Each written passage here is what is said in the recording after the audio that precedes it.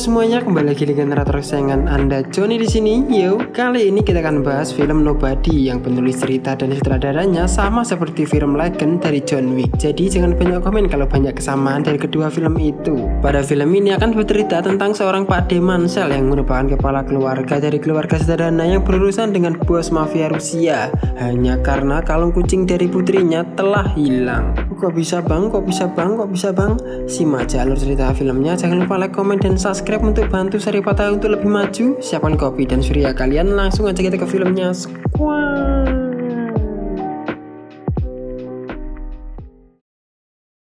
Film dibuka dengan memperlihatkan seorang bapak-bapak tua bersama seekor kucing dengan luka dan darah di sekujur tubuhnya. Yang mana saat diinterogasi oleh dua polisi ini dan menanyakan siapa namanya, ia malah menjawab, "Aku bukan siapa-siapa."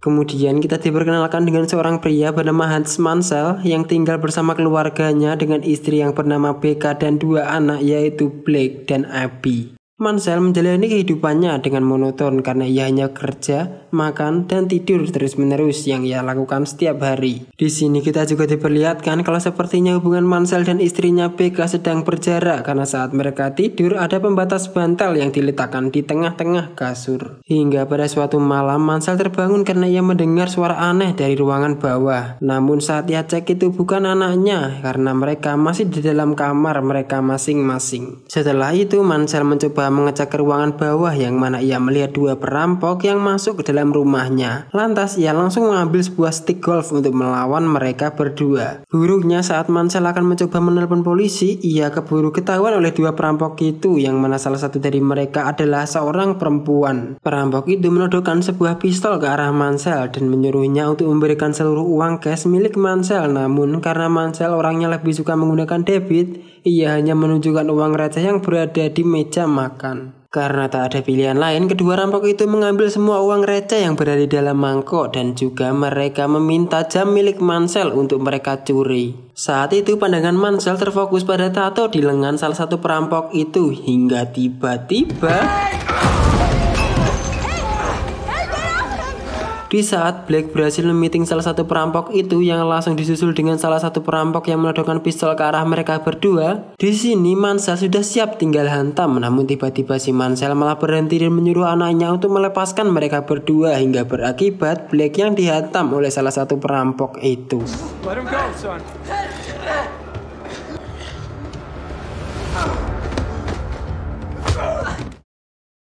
Saat polisi datang memeriksa tempat kejadian perkara, mereka menemukan kalau rampok itu masuk lewat pintu garasi yang terganjal oleh sebuah kotak pizza. Rasa kecewa Becca dan Blake kepada Mansell menurun dan mengira kalau ayahnya itu cupu dan penakut. Ditambah lagi si polisi yang menyinggung Mansell kalau saja ia berada di posisi yang sama, ia pasti menghajar mereka berdua. Setelah kejadian itu, Mansell memberikan ruang kepada istrinya untuk sendiri dan ia memilih untuk tidur di sofa bawah hingga putrinya datang menemaninya untuk tidur di sofa sambil mengatakan kalau ia sangat ingin memelihara kucing.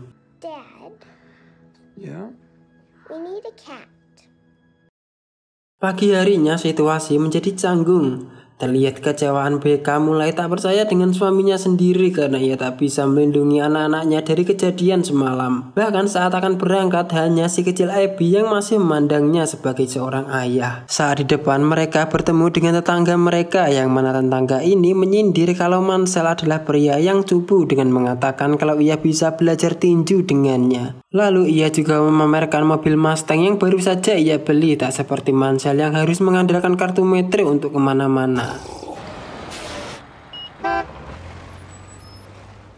Setibanya di kantor saat Mansell sedang asik membuat kopi tubruk kesukaannya, ia didatangi oleh Charlie yang merupakan kakak dari Becca yang menanyakan tentang kejadian malam perampokan. Tiba-tiba Charlie menodongkan pistol ke arahnya yang membuatnya terkejut. Di sini si Charlie berniat untuk memberikan pistol itu kepada Mansell karena ia tak ingin kakaknya terluka hanya karena Mansell yang tak becus menjadi kepala keluarga untuk melindungi keluarganya sendiri. Pada akhirnya Mansell mengambil pistol itu tapi ia malah sembunyikan di kulkas di dalam box sereal.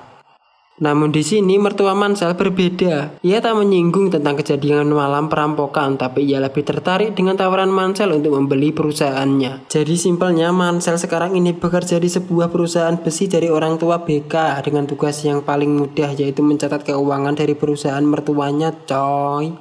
Ternyata mertua Mansell masih keberatan dengan harga yang ditawar oleh Mansell karena ia membangun bisnis itu dari nol dan meminta Mansell untuk menaikkan harga dari perusahaannya.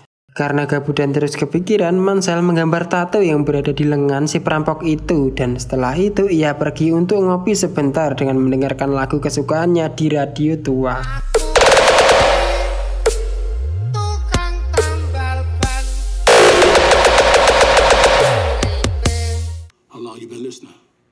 Ternyata di balik radio usang itu terdapat suara seorang pria yang ternyata itu adalah alat komunikasi rahasia milik dari Mansell. Walaupun berat, Mansell akhirnya bercerita tentang kejadian semalam yang mana ia melihat dua orang yang sepertinya suami istri yang tanpa putus asa karena terdesak ekonomi. Ia ditodong dengan pistol tua dengan lakban di pegangannya, entah itu masih berfungsi atau tidak. Hingga pada akhirnya ia menyadari kalau pistol itu kosong tanpa peluru. Kita bisa menyimpulkan menurut semua pengamatan dari Pak Mansell ini kalau sepertinya Pak Mansell ini bukanlah pria biasa. Setelah itu Mansell mengunjungi kediaman ayahnya David yang berada di sebuah panti jompo yang mana ayahnya sudah menduga kalau Mansell sedang berada dalam masalah karena dilihat dari raut wajahnya. Sambil melihat sebuah foto yang berisi Mansell, ayahnya dan seorang pria berkulit hitam, ayah Mansell mengingatkan kalau ia selalu ingat di masa lalu mereka dulu itu siapa. Pada akhirnya Mansell sampai di rumah mendapati sifat istrinya dan anaknya masih kecewa dengannya. Namun saat putri kecilnya bilang kalau kalung kucing miliknya telah hilang yang sebelumnya ia taruh di mangkok yang sama ketika perampok itu mengambil uang milik Mansell.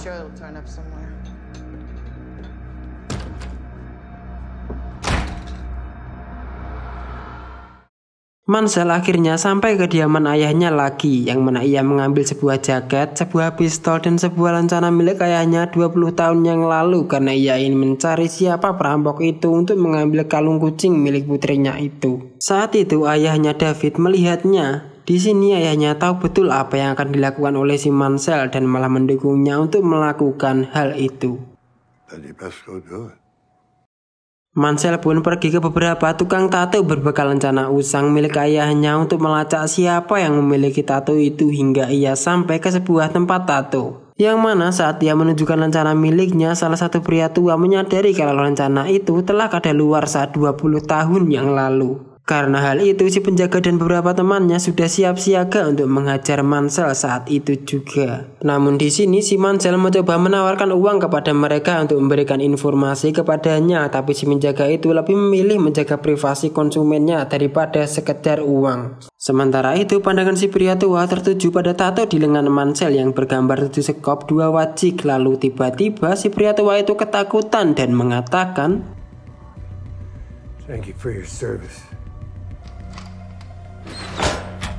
Kalau kalian nggak tahu, 7 sekop 2 wajik itu adalah kombinasi terburuk dalam permainan poker yang berarti orang yang memiliki tato itu tak akan berhenti mengejar lawannya sampai ia mati. Ngeri coy. Mengetahui Mansell bukan pria sembarangan, si penjaga itu lalu memutuskan untuk membantu memberitahu informasi dari si pemilik tato itu. Setelah itu Mansell mengunjungi kediaman dua perampok itu yang saat itu mereka sedang makan malam berdua. Ia datang lalu langsung menghantam kepala si pria itu dan mengancamnya untuk memberikan arlojinya dan juga kalung kucing milik putrinya. Namun setelah mereka memberikan arloji Mansell, mereka tak tahu tentang kalung kucing putri Mansell yang membuat mereka sangat ketakutan.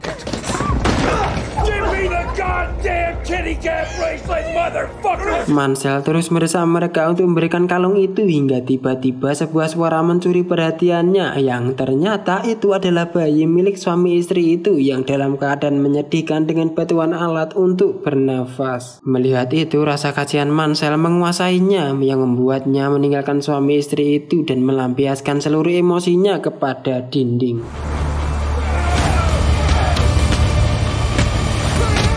Di saat Mansell pulang dari dalam bus, ia melihat segerombolan berandalan yang sedang mabuk dan memaksa sopir bus untuk membuka pintu bisnya. Di dalam hati, ia berharap si supir membukakan pintu bisnya karena ia sudah tak tahan lagi dan ingin melampiaskan seluruh emosinya kepada berandalan itu. Harapan Mansell terjawab saat sopir bus membuka bisnya. Ditambah lagi si berandalan itu mengganggu salah satu wanita cantik yang berada di dalam bus itu. Akhirnya Mansell pun melangkah dengan santai di antara berandalan itu dan menyuruh si sopir untuk turun lalu mengunci bis itu dari dalam. Mansell berdiri di depan berandalan itu sambil mengeluarkan seluruh peluru pistolnya mengajak berandalan itu untuk gelut melawannya dengan tangan kosong. Namun di sini ia malah ditertawakan karena ia terlihat hanyalah seperti pria tua yang tak bertenaga. Namun si Mansell tak gentar dan mengatakan, I'm gonna fuck you up.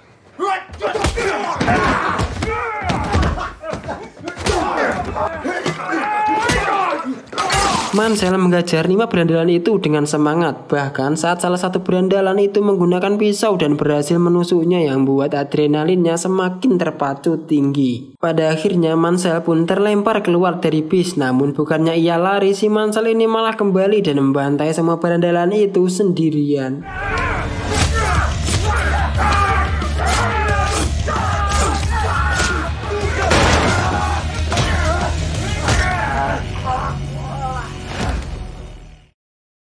Saat pulang ke rumah, luka Mansell ketahuan oleh istrinya yang langsung mengobatinya malam itu juga dan juga menanyakan apa yang telah terjadi. Bukannya menjawab pertanyaan itu, si Mansell malah curhat tentang kondisi mereka yang mana ia merasa kalau istrinya mulai menjauh dengannya dan ia sudah tak lama mendapatkan pelukan, ciuman, ataupun kuda-kudaan dari sang istri.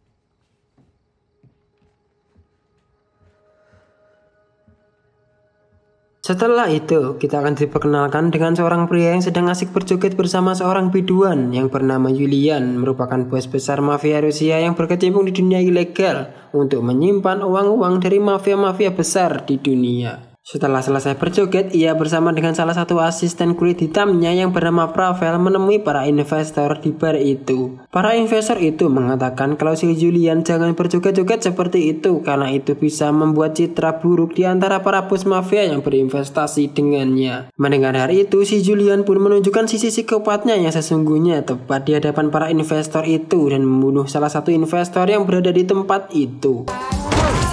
Setelah itu, bos Julian menerima teleponnya mengabarkan kalau adiknya sedang kritis di rumah sakit karena mengalami pendarahan dan banyak tulang yang telah patah yang merupakan ulah dari si Pak Tua Marcel. Karena tak terima adiknya dibuat seperti itu, ia menginterogasi salah satu teman dari adiknya untuk mencari tahu siapa mafia yang telah melakukan hal itu kepada adik kesayangannya. Namun setelah mengetahui kalau itu hanyalah seorang pria tua yang mengalahkan mereka, Julian seakan tak percaya dan malah membogem teman adiknya dengan kursi untuk mengatakan siapa mafia yang telah membuat adiknya sekarat. Salah satu teman adiknya pun mengatakan kalau mereka benar-benar diajar oleh seorang pria tua dalam bus dan mereka menunjukkan kartu metro dari pria tua itu untuk dilacak.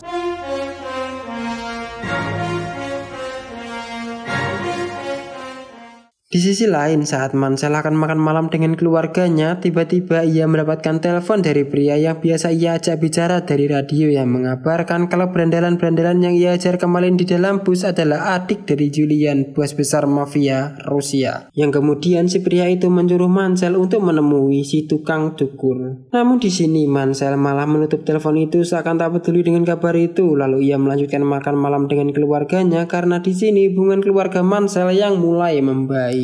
Keesokan harinya Mansell mendapatkan pesan dari pria semalam kalau ia harus pergi ke tempat tukang cukur karena ia pasti akan berterima kasih kepadanya nanti. Pada akhirnya terpaksa Mansell menemui seorang kulit hitam yang sedang dicukur yang mana pria itu sepertinya kenal masa lalu Mansell dan bahkan ia sudah menyiapkan informasi tentang Julian. Dari pembicaraan mereka kita bisa menyimpulkan kalau dulunya mereka berkecimpung di dunia yang sama seperti telah lama kenal. Di sini Mansell mendapatkan informasi tentang Julian yang seorang bos besar mafia Rusia, bisnis gelap Julian, sampai hobinya mengoleksi lukisan mahal.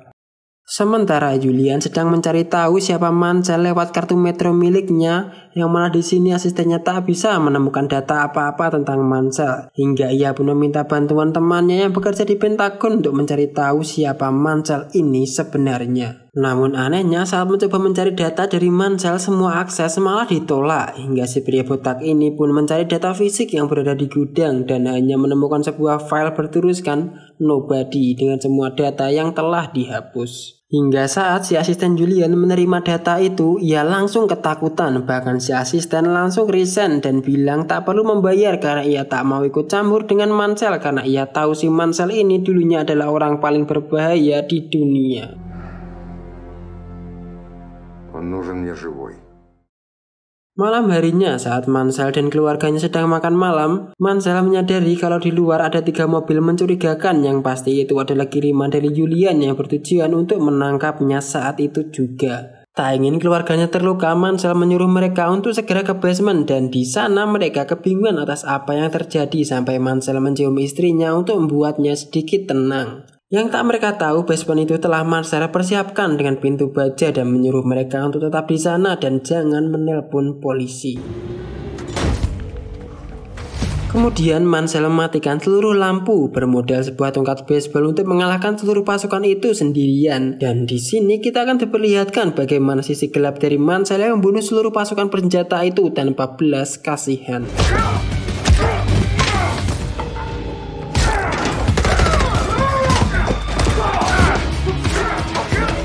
Namun pada akhirnya Mansell terkena tendangan dan ia disetrum yang membuatnya seketika pingsan dan dibawa oleh pasukan-pasukan itu menggunakan mobil. Mansell terbangun dalam sebuah bagasi dengan keadaan terborgol. Saat itu ia langsung mematahkan ibu jarinya untuk melepaskan diri dari borgol itu hingga tiba-tiba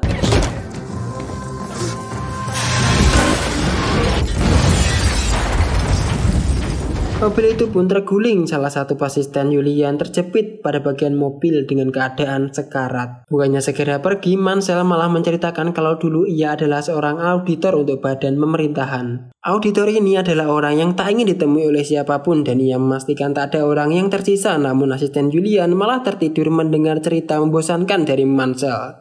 Tertidur selamanya. Kemudian sesampainya Mansell di rumah, ia menyuruh keluarganya untuk segera menuju garasi untuk meninggalkan rumah ini sambil mereka kebingungan karena melihat banyak sekali orang sekarat dan mayat berserakan di dalam rumah mereka. Di saat itu juga istrinya menanyakan siapa Mansell ini sebenarnya. Namun di sini Mansell tak mau menjawab karena ia akan menjawab itu setelah masalah ini selesai dan mereka harus segera pergi dari tempat ini, meminta istrinya untuk percaya kepadanya. Akhirnya istrinya pun pergi dan menyuruhnya untuk kembali hidup-hidup. Setelah itu Mansell mengambil seluruh emas, uang, dan harta miliknya untuk ia bawa pergi. Namun sebelum itu, ia mengumpulkan seluruh pasukan yang masih hidup dan di sini ia menceritakan kalau dulu ia pernah disuruh untuk mengejar seorang maling berbahaya yang mencuri $3 juta hingga ia pun berhasil memojokkannya. Mansell akhirnya mendengarkan cerita dari maling itu karena kebutuhan ekonomi ia melakukan hal itu. Sedangkan Mansell sendiri ditugaskan untuk membunuhnya, tapi ia malah melepaskannya karena ia berjanji tak akan melakukannya lagi. Setelah beberapa tahun, ia kembali menemui maling itu yang sudah memulai sebuah keluarga kecil sederhana, bahagia bersama kedua anaknya. Dan itulah yang membuatnya sangat jengkel dan memutuskan untuk berhenti dari pekerjaannya untuk mulai sebuah kehidupan normal. Namun sekali lagi seluruh pasukan tertidur karena mendengarkan cerita membosankan dari Mansell. Dan di sini akhirnya Mansell menemukan gelang kucing milik anaknya tepat di bawah sofa. Kemudian ia pun membakar seluruh rumahnya dan mencuri mobil Mustang milik tetangganya.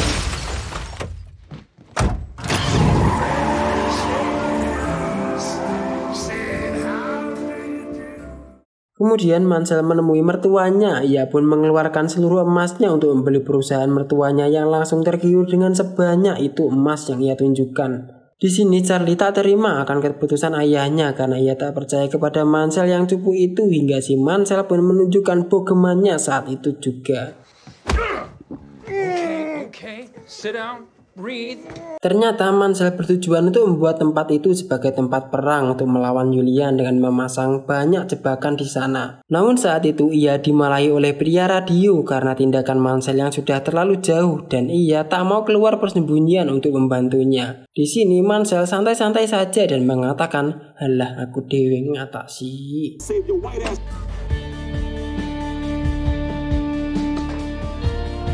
Tak hanya itu, kita akan diperlihatkan kebrutalan Mansell yang dengan terang-terangan menyerang perusahaan Julian seorang diri, membantai seluruh penjaga, pekerja, mengambil lukisan mahal dari Julian, dan bahkan ia membakar semua aset milik Julian. Hingga pada akhirnya dengan terang-terangan si Mansell menonton konser Julian secara langsung sambil menikmati barbecue dengan segelas anggur. Gila, emang the best Pak De Mansell, nyalinya gede banget. Julian akhirnya menemui Mansell saat itu juga dengan dikelilingi seluruh penjaga di sampingnya. Namun Mansell tak gentar karena ia sudah berbekal sebuah bom yang terikat dengan jarinya untuk ia ledakan jikalau ada yang menembak. Di sini Mansell meminta Julian untuk bicara empat mata dengannya, yang mana Julian langsung mengutus seluruh pasukannya untuk keluar dan membicarakan masalah mereka berdua di dalam. Saat itu Mansell mengatakan di satu sisi ada bagian gelap dari masa lalunya yang sangat ingin melanjutkan peperangan ini. Namun sisi bagian lain yang lebih masuk akal bilang kepada Mansell untuk berhenti. Mansell menawarkan kepada Julian karena mereka bisa mulai ulang kehidupan mereka karena Julian telah menghancurkan rumahnya yang sudah ia susah-susah bangun untuk berhenti dari masa lalunya. Namun saat Mansell mengatakan kalau ia sudah membakar seluruh uang dan aset perusahaan Julian, ia pun marah. Namun kata Mansell itu sebenarnya belum impas. Dan di sini Mansell malah menyarankan kepada Julian untuk berhenti dan membuka sebuah bar kecil dan menjalani kehidupan baik bersama keluarganya, juga menjauh dari keluarga Mansell. Saat Mansell keluar dan masuk ke dalam mobil, Julian pun keluar dari gedung dan menembakkan peluru ke arah Mansell yang menandakan kalau Julian tak memilih opsi yang diberikan oleh Mansell.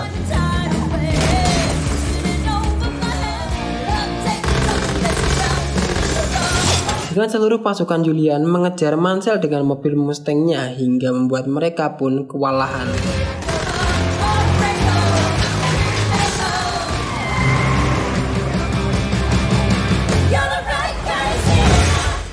Pada akhirnya Mansell sampai ke perusahaannya yang mana ia tak lupa parkir di parkiran khusus pemilik hingga tiba-tiba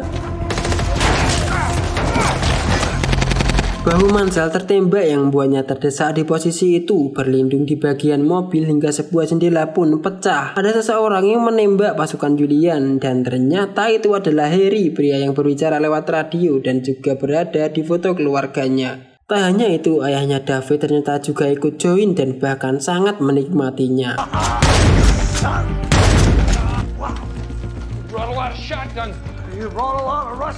Saat itu ayahnya mengatakan kalau ia mencoba pensiun dari masa lalunya, namun sebenarnya ia sangat merindukan hal ini dari dulu.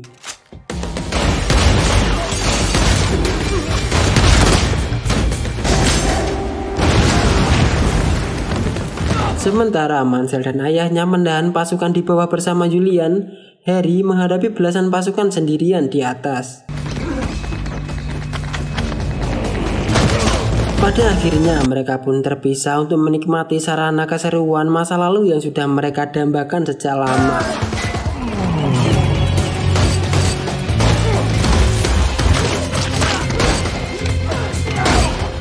Hingga mereka berkumpul di satu titik yang sama, tapi tiba-tiba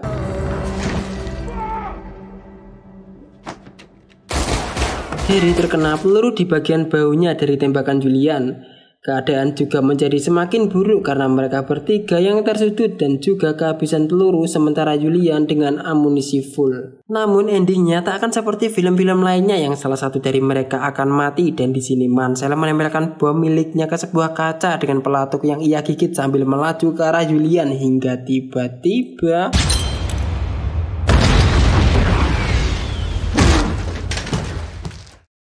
pada akhirnya Julian mati dan mereka sangat menikmati pesta kembang darah ini bersama-sama seperti masa lalu. Setelah itu saat Mansell akan keluar untuk menyerahkan diri, ia menemukan seekor kucing yang akan ia berikan kepada putrinya yang sangat ingin kucing dan menyerahkan diri kepada polisi. Mansell akhirnya diwawancarai oleh dua interrogator seperti di awal film yang saat ia ditanya siapa dirinya, ia hanya menjawab ia bukan siapa-siapa. Tiba-tiba dua interrogator itu ditelepon oleh atasan mereka secara bersamaan dan menyuruh mereka untuk melemaskan Pak De Mansell saat itu juga.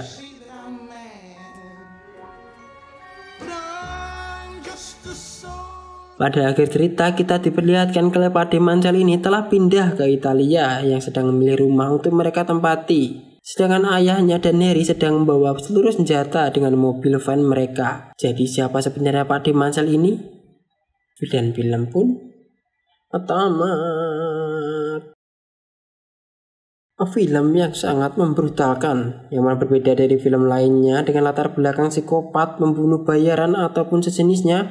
Kita di sini tidak diberitahu siapa jati diri Pak D. Mansell ini sampai akhir cerita. Kata-kata yang bisa kita ambil dari film ini yaitu kesempatan berubah pasti ada, jangan tunda sampai besok karena bisa jadi besok kita libur. Terima kasih telah menonton. Kita lanjut ke film selanjutnya, Nobody 2, yang pasti gak kalah serunya dengan film pertamanya. Jangan lupa like, komen, dan subscribe. Bye-bye.